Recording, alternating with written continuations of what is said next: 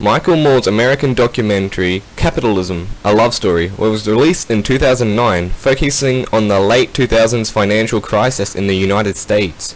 He targets capitalism and is completely biased against it. However, not everything he says and shows is true. Michael Moore hid and misled his audience countless times in this documentary. So I've received information from a source that Michael Moore is in front of a church. Mr. Moore! Mate, Mr. Moore! Private Mr. property, Moore. mate.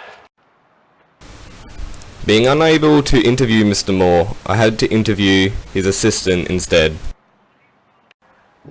Why am I unable to speak to Mr. Moore himself? Because he doesn't want to talk to you, mate. Why does Michael Moore's documentary contain so many lies? What lies? His graphs, his charts, he shows the same picture of Ronald Reagan on repeated graphs showing bankruptcies, unemployment, etc. And his narration blames Ronald for the escalation in the graphs, but the escalation begins in 1990. Who was president then?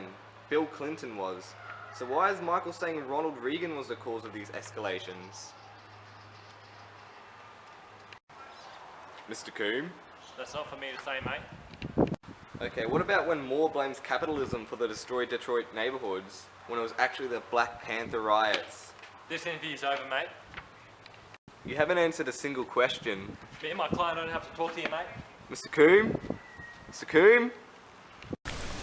Michael Moore cares for no one but himself and the money he makes in his films.